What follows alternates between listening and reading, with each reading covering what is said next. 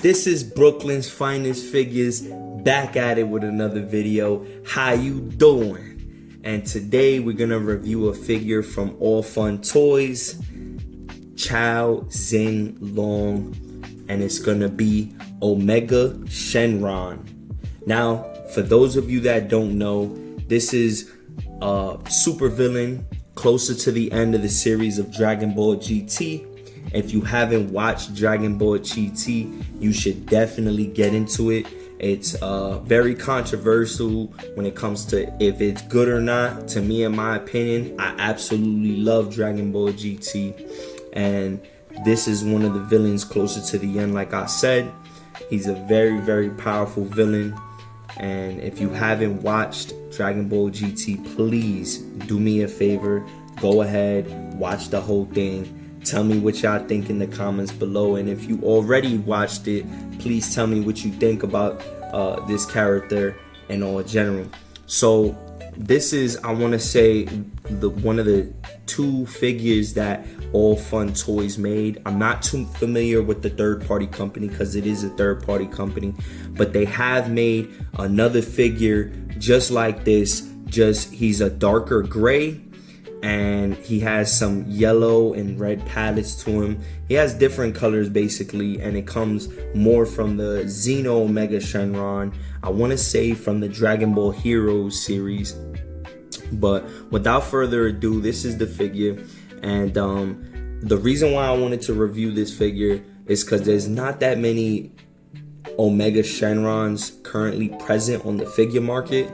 The only ones that I could think of right now is Dragon Stars, and I'm not a huge Dragon Stars fan. I do have a few Dragon Stars figures just to substitute for certain characters that they do not have in SH Figure Arts or any third-party companies. And certain ones that Dragon Stars, only one of them I could think in particular, which is Perfect Cell, that Dragon Stars actually did a good job on making that figure. And they do have a Perfect Cell for SHF, but it's really not that good. So I went ahead and got the Perfect Cell from Dragon Stars. I was gonna go ahead and pick up the Dragon Stars Omega Shenron until I ran into this bad boy.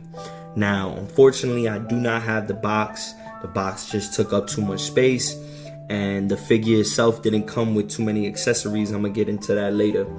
Well, this figure itself is very hard, cheap plastic. I want to be honest with you guys and be upfront. I do have some gripes on this figure, and this figure is not my favorite, but it is Omega Shenron, and I did hear that there's other third-party companies making him. So when they do make him, I just might put this guy to the side or in storage for a bit, so that way I could showcase that one, because I do keep this guy in my display case you see in the back. Now, when I was letting you guys know that this is cheap hard plastic, the joints are not the best, and they kind of make certain, like, the joints are pretty noticeable when you are trying to pose this figure. This figure doesn't have too much posability, but the fact that it's an Omega Shenron figure and it's not Dragon Stars kind of just took it for me. So that's why I was like, you know what, I'm gonna go ahead and give it a try. Now, unfortunately, this figure does only come with one head sculpt, and it is the head sculpt that is already on the figure, and it's just kind of like an evil smirk. You're gonna have some people that are not gonna like this face sculpt. You're gonna have some people that are gonna like it. Truthfully, I give it like a 5.5 or a 6 out of 10, just because, like I said, it's Omega Shenron. We really don't have that many Omega Shenrons on the market right now, and the fact that this third-party company, this was a while ago that they made this figure. So in all actuality, in my opinion, I do like the figure because he's a good stand-in until either SHF or another third-party company decides to make him. Now, he comes with the spikes on his body, which is probably one of the best essential parts of Omega Shenron. I really love the way they integrated the spikes. Like I said, they hinder a little bit of the posability, but you know, there is some articulation on this figure. Not much, but you know, if you're just gonna have a Omega Shenron just to kind of stand in the background, he does scale very well with SH Figure Art figures. I'll do more of a size comparison later at the end of this video. But for accessories, I'm gonna get into that first, just because this figure really does not have any accessories other than this, which is still a cool accessory within itself. But if I'm being honest, it's kind of mediocre. But it's just, he comes with 7 Blue Star Dragon Balls right here. I have 6 of them. The 7th one, I have to kind of look. I lost it. I didn't lose it, but I can't find it currently right now. But just to give y'all a quick show, this is one of the, this is the, what is it, 2, 4, 6. This is a 6-star Dragon Ball right here. Very small. These are the Dragon Balls that he swallows before he becomes Omega Shenron. When he's Sin Shenron, he swallows these Dragon Balls in order to perfect his final form, and then they basically show up in the middle of his chest that you see right here. This is probably one of my favorite parts, because if you look really close, you could really see those Dragon Balls. They kind of integrate in his chest. You can see all 7 of them. You can see the stars on the Dragon Balls. I'm sure the camera is having a hard time picking that up, the actual stars themselves. But trust me, they are there. The Dragon Balls are transparent, so you could kind of see into the Dragon Balls, that's a really nice detail. So I'm not gonna just completely, you know, crap on this figure and say that it's terrible. It's definitely not the best figure, but honestly, some of the small details that they put in with the spikes on his toes, his knuckles, and on his back, the blue, there is no shading in this figure, but the blue color that they put on his horns and on his stomach and on his neck is really nice. And the Blue Star Dragon Ball, so for those of you that don't know, Dragon Ball GT, long story short, the Dragon Balls, they made too many wishes on them. Something went wrong. They cracked. They wound up changing color. And I'm not going to give you the whole backstory on what was going on in the series, but the Dragon Balls turned blue. And later in the end, when you do meet this villain, which is Omega Shenron, he swallows the Dragon Balls, and this is his final form, basically. So his articulation, we'll get into that real quick. His bicep swivel is okay. It's not the best. I mean, it's hard to turn it this way just because the spike is in the way. You could kind of pull it out and turn it like that. So you could definitely get the turn, but the spikes kind of hinder and get in the way a little bit. I'm really interested to see on how other third-party companies are going to tackle this character, because I'm sure that's a big reason why a lot of companies haven't tried to tackle this guy, just because he's not the easiest figure, I'm sure, to make. And this company, they tried their best, and I really do appreciate that. So that's why I'm not gonna just completely crap on this figure. On top of that, so you got the standard bicep swivel. It does get hindered by the spikes on the elbows. You got the double joints on the double elbow joints, and to be honest, they're okay. You know, the thing I probably hate the most is that you can see clearly when he bends his arm that it just kind of looks terrible, man. The way that they did these joints, they're not the best. They could have probably did a better job, but this is more in the early stages of third party. So of course, a lot of these figures are gonna look a little bit more bootleg, if that makes sense. So on same thing on the other side. So the double jointed elbows, and then on his wrist he has a wrist peg where he can bend his wrist. He can bend his wrist backward pretty good. Going forward, you can't really get a good articulation going forward, so I'm gonna just leave that alone. With this hand, you can go backwards, you could go a little bit more frontwards, so with this hand is a little better. With the 4 fingers, so the thumb is not articulated at all, but the 4 fingers have an open and close articulation to them. That's something I actually like about it, so it's just not 2 fists. It would have been really nice if they gave you interchangeable hands to where he had 2 fists and then he had 2 hands that were like this, where you could open and close them. You know, it's not the worst in the world, not the best. They could have done better, but like I said, it's okay. He could do the T pose, not the best. That's probably that is the best you're gonna get out of a T pose for him, especially because the joints are pretty tight and then they do not articulate all the way. You can definitely spin the arm all the way around, and it's pretty easy to do it. The joints aren't too tight spinning the arm around. You could do the same thing to the other side. Now the neck is probably one of my biggest gripes.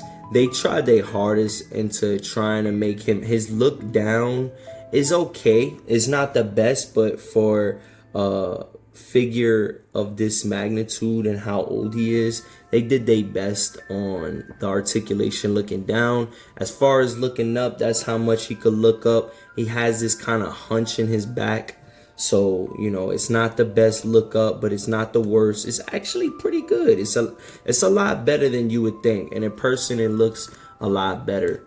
Now there's articulation on the back itself, where you could kind of move these top spikes and give him a little bit more range looking down or more range looking up. So it kind of gives it like more of a hunchback, if that makes sense. It's pretty good. Like I said, it's not the best, but I still like the figure a lot. Now, as far as the ab crunch is very, very minor. I'm gonna stick his arms up, that way you guys can see a little bit better. Going back, his ab crunch is absolutely, it's non-existent. You cannot go back at all. Like you could go back a little bit just to expose his abs. To go forward, you have a better crunch going forward than you do backwards, and that's something I'm not mad at, but that's something they could definitely improve on. Surprisingly, this figure can do the splits. He has a pretty good range of motion when it comes to doing the splits, so that's a plus. I'll give him a plus on that. As far as his knee joints, he has the double jointed knees, you know, got the spike in the middle. Like I said, it kind of looks a little horrendous. It does not look that good. So if you're looking to take like photo photography with this figure, is not going to be horrible, but it's not going to be the best work, especially if you can get certain poses. Like this is a pretty good pose to put him in, you know, but if I'm being honest with you, it could be better. As far as the knee joint itself, it isn't the best, but it is what it is. You got a standard thigh swivel. My copy got a little dirty right here, so we're not gonna really pay too much attention to that. So detailing his leg muscles is pretty good. Like I said, the double jointed knees is pretty good. It's not the best, it's not the worst, you know, standard thigh swivel, but they really tried. Out of all companies that could have tried to make this figure, they have not. So this company just giving it they all, and I want to say that this is honestly their only work. This and the other Omega Shenron, I've never seen any other figure made from that company at all. So for being their first figure, they really tried, and honestly, I'll give them a 7 out of 10 for effort. Like the figure isn't the best, but overall the figure is fun to play with a bit. The toe joints, that's how much it bends forward. He has kind of like a dinosaur foot. He has a little bit of an ankle pivot going up and down, even sideways. If you could see, his ankle pivot is not bad, you know, for a really older third-party figure. Like, they really tried their hardest. I'm gonna keep stressing that point out. Other than that, I want to say that's all his articulation. We went through the arms, the legs, the neck, the ab crunch. Yeah, that's pretty much it. As far as this figure, his ankles, his knee joints, his elbows, there's not too much about this figure. Like I said, he did not come with many accessories, but overall, this character is a very, very cool character to have in your collection as a figure.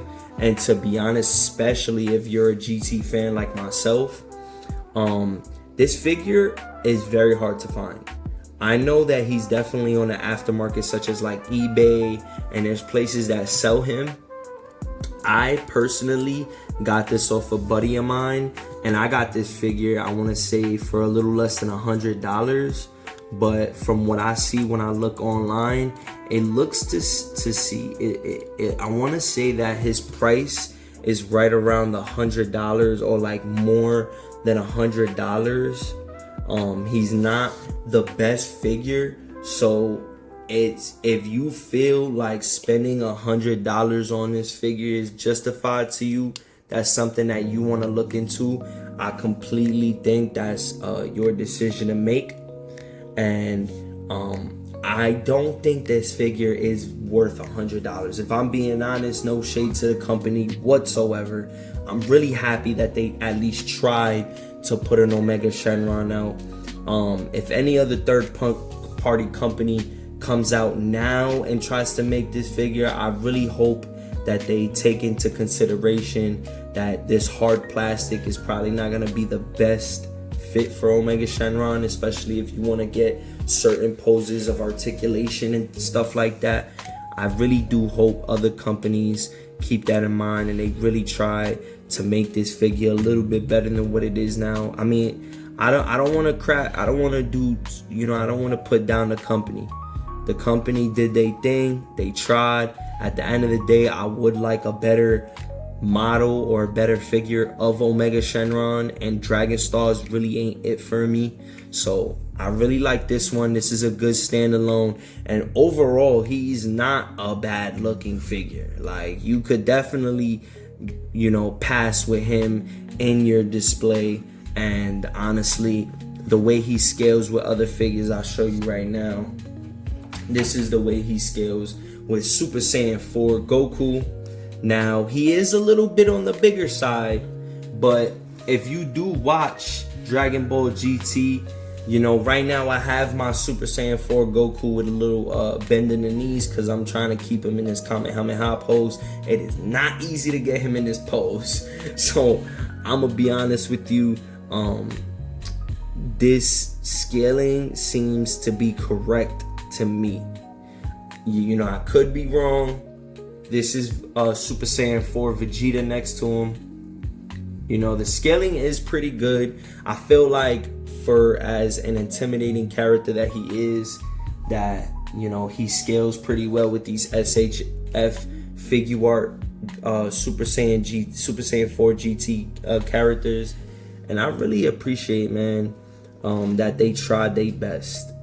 So without further ado, I love you guys. Make sure you comment, like, subscribe. I was going through something. I wasn't really had a lot of time to record videos. I'm gonna keep trying to make it my business to put as many videos out there as possible, especially for certain community members that are looking for certain figures that is either A, hard to find, B, impossible to find, or C, is non-existent and somehow I have a copy of the figure, or just figures that are out already and, you know, there's certain reviews on them. Maybe they haven't touched up on certain things. Maybe they didn't do a size comparison. I don't know. I'ma still do the review. This is Brooklyn's finest figures. How you doing?